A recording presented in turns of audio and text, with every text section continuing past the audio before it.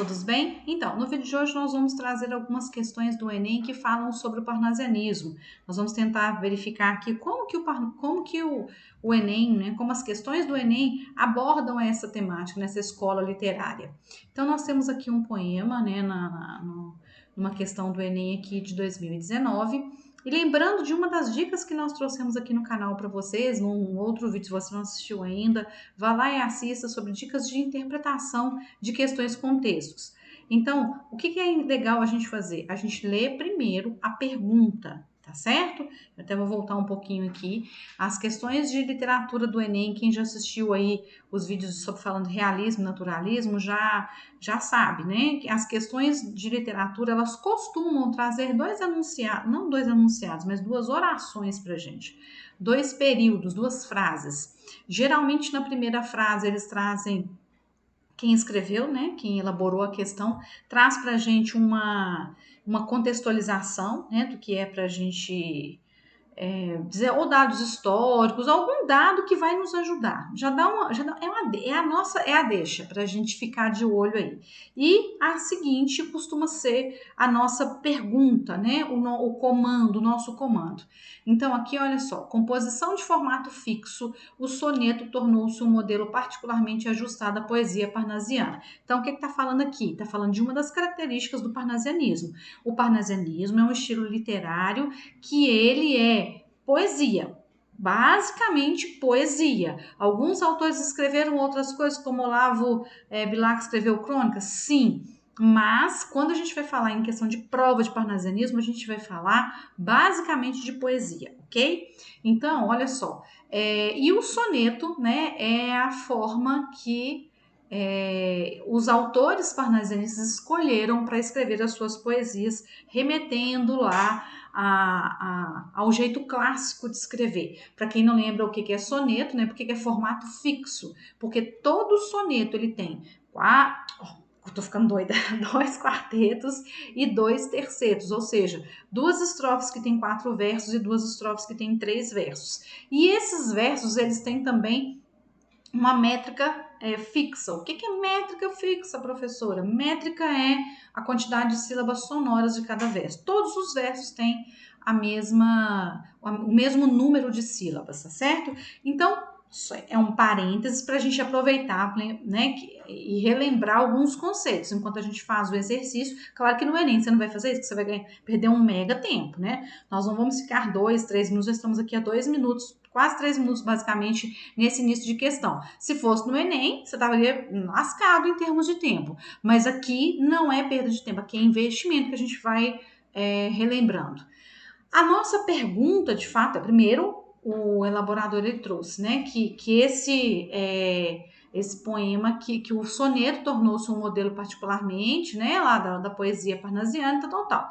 Aí ele diz, no poema de Raimundo Correia, que é esse poema aí, esbraseia o ocidente na agonia, o sol, tal, né, esse poema remete ou remetem a essa estética. Que estética, gente? A estética parnasiana, que tem como o modelo de poema, o soneto. Então, tá perguntando para a gente aqui quais, né? Qual das alternativas aqui ela remete a essa estética parnasiana, especialmente na questão do soneto. Então, vamos lá? A gente vai ler as alternativas, porque aqui também é uma outra dica que eu não falei para vocês. A pergunta, não sei se vocês perceberam ou sentiram, para mim, ela não tem nenhuma informação para que eu consiga lá ler o texto e trazer essa informação. Então, quando é assim, lê as alternativas, que você vai ganhar tempo também. Lê a pergunta, lê as alternativas para depois você ler o texto, tá? Então, letra A, as metáforas inspiradas na visão da natureza. Será que tem metáfora inspirada na visão da natureza aqui? Vamos ver. Esbraseia o ocidente na agonia o sol. Quer dizer que o sol, né, ele está esbraseando, né, lá no ocidente, de brasa, né? Aves em bandos destacados, por céus de ouro e púrpura raiados. Fogem, fecha-se a pálpebra do dia. Tem metáforas aqui? Sim, fechar a pálpebra do dia é uma metáfora, por exemplo. Essas metáforas, elas são inspiradas na visão da natureza? Sei, vamos ver, vamos caminhar. Delineiam-se além da serrania os vértices de chamas aureolados de auréola, né? A auréola é um círculo dourado, geralmente que tem santos, né, no catolicismo. E em tudo em torno esbatem derramados uns tons suaves de melancolia. Um mundo de vapores no ar flutua, como uma informe nódoa avulta e cresce à sombra à proporção que a luz recua. Nódoa é uma mancha, tá, pessoal? Então, um mundo de vapores no ar flutua, né, algo fluido, né, como uma informe nódoa avulsa e cresce à sombra à proporção que a luz recua. Essa luz de quem? Do sol, né? À medida que o sol vai se pondo, o que vai acontecendo? A sombra cresce, né? A natureza apática esmaece. Pouco a pouco, entre as árvores, a lua surge trêmula, trêmula anoitece. Bom, vamos lá, não posso falar muito, senão dou a resposta para vocês, né? A ausência de emotividade pelo eu lírico, tem aqui nesse poema, né? A retórica ornamental desvinculada da realidade, o uso de descrição por meio de expressividade, ou o vínculo a temas comuns à antiguidade clássica. Bom, vamos começar de trás para frente aqui, que para mim, assim, não sei para vocês, mas para mim tá muito óbvio, gente. Não tem vínculo à antiguidade clássica aqui em relação a temas, não tem tema nenhum da antiguidade clássica aqui. Ele tá falando de quê? Tá falando especificamente do pôr do sol. Como que o sol vai embora e a lua chega? É isso que tá falando, do anoitecer. Como que se dá esse processo? Tem tema de antiguidade clássica aqui? Não, acabou. Então nós vamos eliminar a letra E. As outras, de certa forma, né? Todas têm tem partes das características do parnasianismo, mas qual seria aqui, tirando a letra E, que não tem citação nenhuma aqui, qual seria aqui nesse poema do Raimundo Corrêa que remete a estética parnasianista, né? Aí a gente precisa entender o que é estética dentro de um poema, né? A estética assim como é pra gente mesmo, é o que embeleza, o que traz a boniteza do poema, vamos dizer assim. São as metáforas inspiradas na visão da natureza? Eu acho que porque é muito legal e etc e tal. É a retórica ornamental desvinculada da realidade? A letra C aqui a gente pode descartar também, porque não está desvinculado da realidade. Não tem a intenção de fazer críticas e análises como realismo e naturalismo, mas não tem nada. Gente, o pôr do sol e a chegada da noite não é desvinculado da realidade, não é. Então sobra para a gente A, B e D.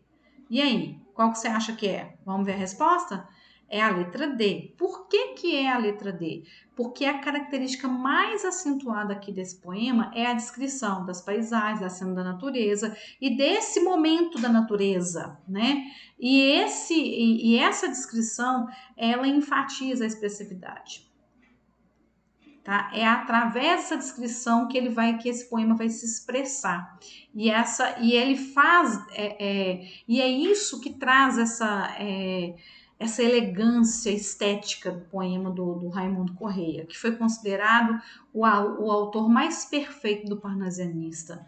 É o parnasianista mais perfeito no quesito de escrita de poemas, né?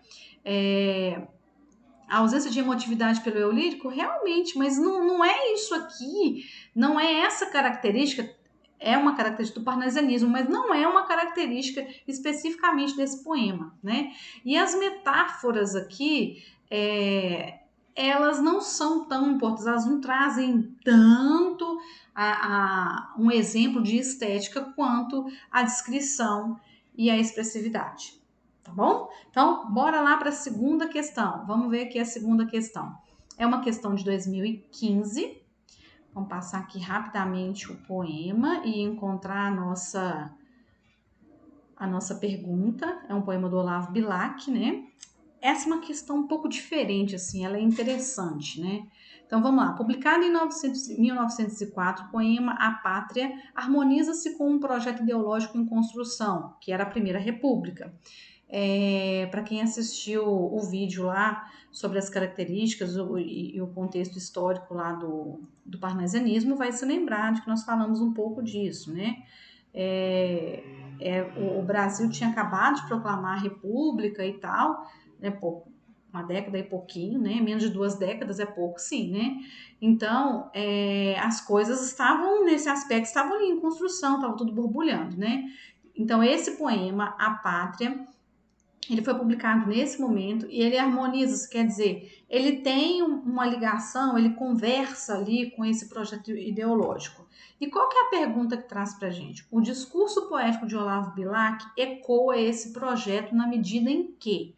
Então, veja bem, o discurso poético é o fazer poético dele. Essa poesia dele aqui, ela ecoa esse projeto. Que projeto? O projeto ideológico em construção da Primeira República, tá?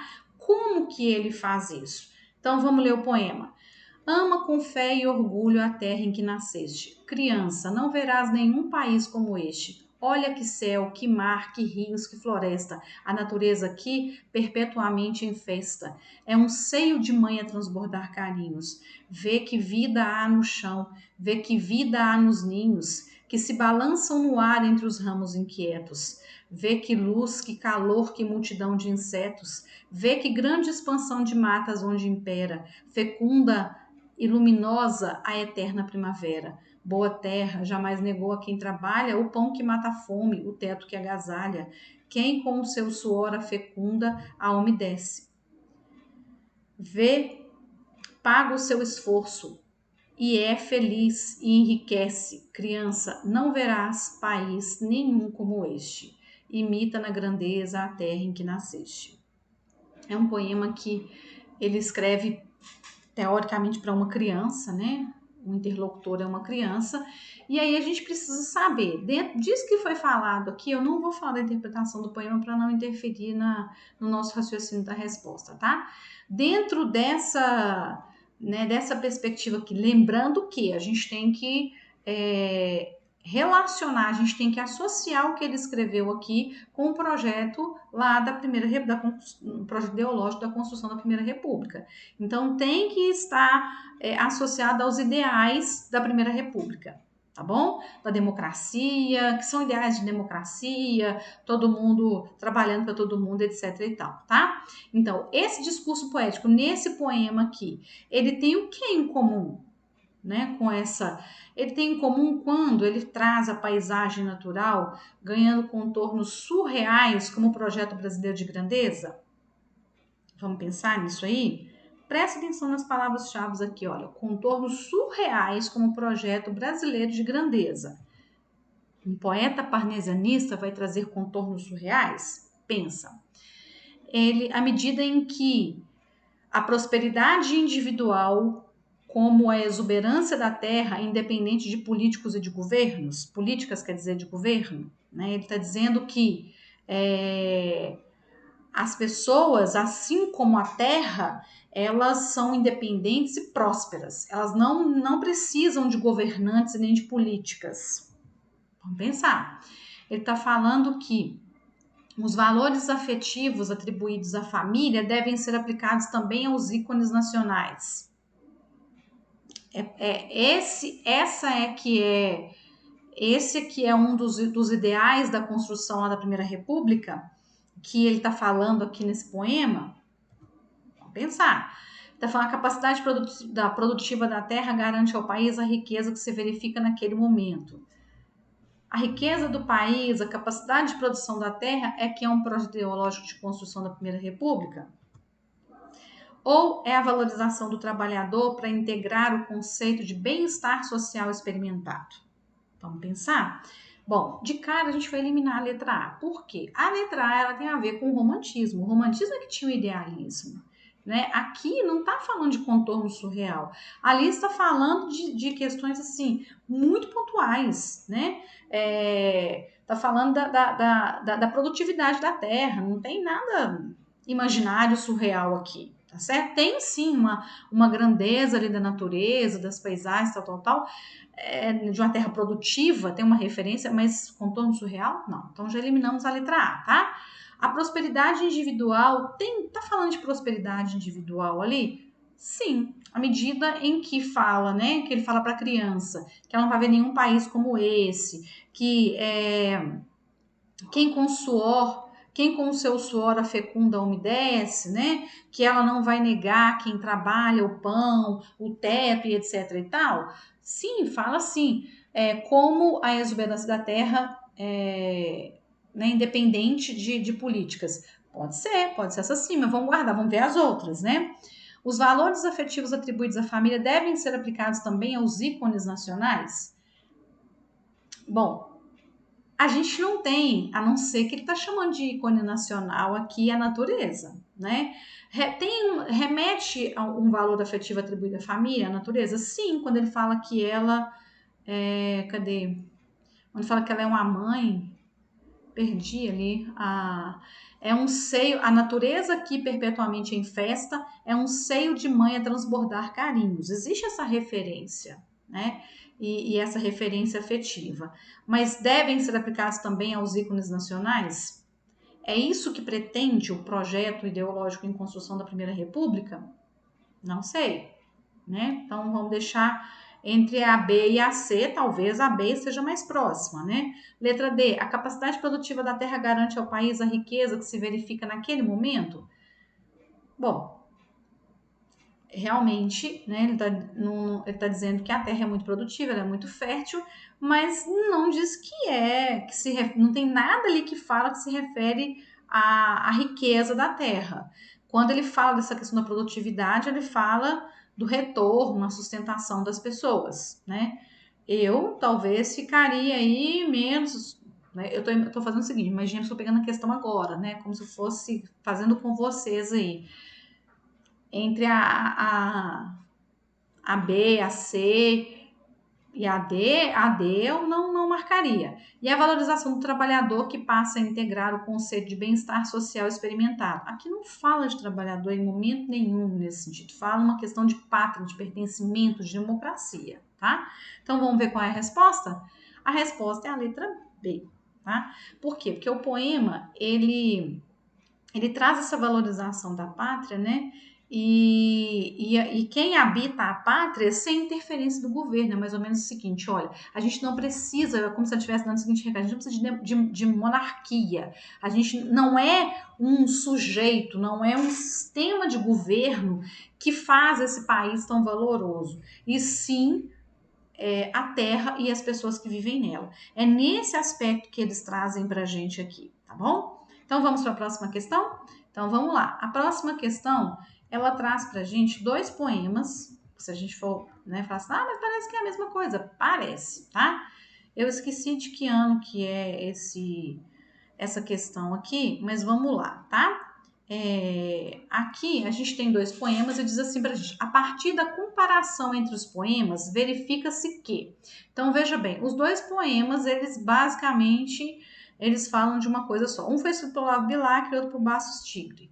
O do Olavo Bilac, que é um poeta parnasiano, né? Ele fala o seguinte: ora, direis ouvir estrelas, certo, perdeste o senso. Eu vos direi, no entanto, que para ouvi-las muita vez desperto e abro as janelas pálido de espanto.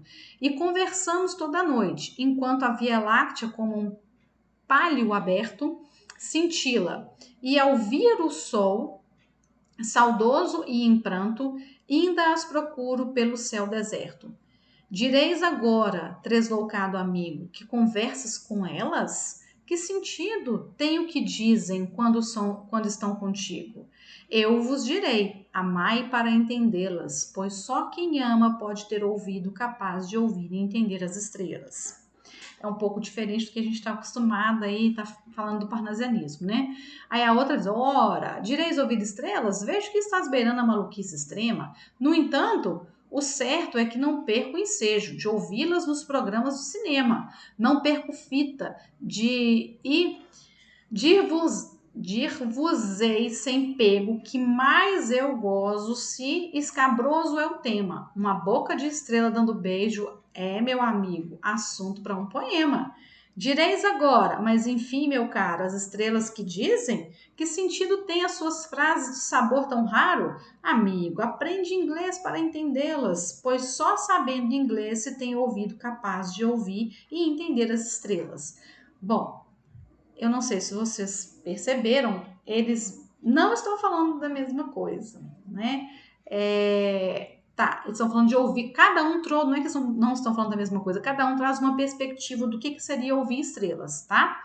E aí a questão diz pra gente assim, a partir da comparação dos dois, nós vamos verificar. Então aqui a gente não precisa de tanto conhecimento sobre as características do parnasianismo, e sim a nossa capacidade de interpretar os dois. Analisando os dois, comparando os dois, a gente vai verificar aqui. No texto do Olavo Bilac, que é o primeiro, a construção do eixo temático se deu em linguagem denotativa, enquanto no texto de Tigre, em linguagem conotativa.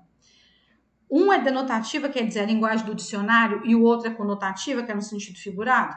Não sei, anota aí. Vai escrevendo aí nos seus rascunhos. No texto do Bilac, as estrelas são inacessíveis, distantes. No texto de Tigre, elas são próximas, acessíveis aos que as ouvem e as entendem. No Bilac não tem jeito de atingir de jeito nenhum, e no do Tigre, se quem sabe ouvir e entender, ela é acessível. Lê de novo aí e pensa comigo, enquanto eu vou trazendo a próxima questão. No texto de Tigre, a linguagem é mais formal, mais trabalhada, como se observa no uso de estruturas como dir-vos-ei, sem pejo, né? E entendê-las. Será que ele é mais formal do que o Bilac? Posso falar nada. No texto de Tigre, percebe-se o uso da linguagem metalinguística no trecho Uma boca de estrela dando beijo é, meu amigo, assunto para um poema. Metalinguística é quando... Aqui eu tenho que abrir esse parênteses, né? Metalinguagem é quando eu tenho uma linguagem falando dela mesma. Por exemplo, eu tenho o dicionário metalinguístico. Por quê? Porque eu tenho palavras explicando o sentido de palavras, tá? Não posso falar mais nada. Pronto. No texto de Tigre, a visão romântica apresentada para alcançar as estrelas é enfatizada na última estrofe de seu poema com a recomendação de compreensão de outras línguas. É isso? Ele traz uma visão romântica e ele fala que quando ele traz essa visão, ele fala que para alcançar as estrelas é só aprender a falar outra língua? Não sei. Então vamos analisar? Bora lá. Na letra A, por que a letra A... O que a gente tem a dizer da letra A? A letra A é falsa. Por quê? Porque os dois poemas têm linguagem conotativa. O poema do Olavo Bilac, gente, ele não tem nada denotativo aqui, não. Olha só. Para ouvi-las, muito faz desprezo e abre a janela pálido de espanto. E conversamos toda a noite enquanto a Via Láctea, com seu pálido aberto, a gente cintila. Isso é, né? Realmente a Via Láctea, né? Vai lá. Você vai conversar de noite lá na Via Láctea? Ué, a não ser que você tenha um equipamento aí de teletransporte, vai para lá, né? Então não pode ser a nossa letra A, ok?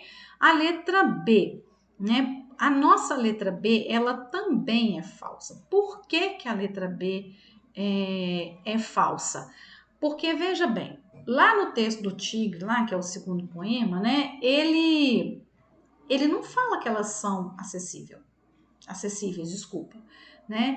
Ele fala que para você acessar, você precisa aprender uma nova língua, que ele fala né, que essa língua aqui é o inglês, pois só sabendo inglês você tem ouvido capaz de ouvir e entender as estrelas. Então, não é a nossa letra B, ok? E o Tigre, ele traz as estrelas ligadas aí a cinema, essas coisas assim, né? E o Bilac traz ligado ao quê? A astronomia, Via Láctea, espaço sideral e blá, blá, blá, tá? A letra C. Por que a nossa letra C, ela não é verdadeira? Fácil demais dar conta, né? Porque é o seguinte, o texto do Tigre, ele tem muito mais elementos informais do que o do Bilac, gente. Olha só. Ele começa assim, ora direis ouvir estrelas, vejo que estás beirando a maluquice extrema. Maluquice extrema, tem coisas assim, tudo bem, ele tem elementos, ele tem situações lá em que ele usa mesóclise, por exemplo, né, quando ele fala dir-vos-ei. Beleza, tá, mas se você pegar o textão dele como um todo, você vai ver que que não, que a maioria, que tem elementos ali que são informais, tá? E a nossa letra E? Eu já dei a resposta, né? Deixa eu botar a resposta pra gente aqui então, né? Vamos lá. A nossa letra E. Por que a nossa letra E é falsa? Porque é o seguinte, lá é complicado, né? Mas enfim, ele fala assim, que a visão romântica apresentada para alcançar as estrelas enfatiza na última estrofe do poema do Tigre, lá com a recomendação de compreender outras línguas, não é isso que ele traz lá? Tá, tudo bem. Mas, quando ele traz essa questão de aprender a falar com as estrelas, não é para em relação à visão romântica, não. E sim, ele está fazendo ali uma crítica, ele está sendo irônico ali o tempo todo nessa questão. Ele não está nem aí, gente, de visão romântica, de nada, não. Ele está falando que ele está curtindo lá uma boa obra de arte, é isso que ele está falando. E por que é a nossa letra D? É a nossa letra D, quando ele fala assim, ó, percebe-se o uso de linguagem metalinguística? No trecho ali, ó, uma boca de estrela dando beijo é, meu amigo, assunto para poema. Ali a gente tem um poema falando de poema, e no poema como um todo também, a gente tem ali a referência também a outro tipo de linguagem, que é a linguagem cinematográfica, que ele é reconstruído. Alguns autores, eles vão dizer que é um tipo de metalinguagem também, tá? Mas só o fato que quando ele está escrevendo um poema e ele cita o poema dentro do poema com metalinguagem, beleza? Então, bora lá para a nossa última questão. É uma questão menorzinha, ela é mais tranquila, ela não traz poesia, né? Eu trouxe essa questão aqui para a gente ver, né? Ela é diferentona. Então vamos lá. Nesse trecho, Olavo Bilac manifesta seu engajamento na constituição da identidade nacional e linguística, ressaltando. Então, olha só. Aqui, lembra que quem assistiu lá o vídeo, quem estudou o Olavo Bilac, ele era um defensor lá dos ideais republicanos, certo? E enquanto um defensor dos ideais republicanos, ele tentava trazer um engajamento na constituição da identidade nacional e, consequentemente, uma identidade linguística. Então vamos ler lá. Abrimos o Brasil a todo mundo, mas queremos que o Brasil seja Brasil. Queremos conservar a nossa raça, a nossa história e principalmente a nossa língua, que é toda a nossa vida, o nosso sangue, a nossa alma e a nossa religião. Ok? Então o que ele fala da identidade ali, né? Não posso dizer se não dou a resposta para você antes. Ele ressalta, quando ele traz esse discurso aqui, tá? De engajamento da identidade, etc., ele está ressaltando a transformação da cultura brasileira. É isso que ele está fazendo nesse trecho que está aí, tá? Nesse trecho. Ele está falando, ele está ressaltando, ele está enaltecendo a religiosidade do povo brasileiro. Nesse trecho, ele está ressaltando a abertura do Brasil para toda a democracia. Nesse trecho, ele está ressaltando a importância comercial do Brasil ou ele está ressaltando a autorreferência do povo como brasileiro? Vamos lá?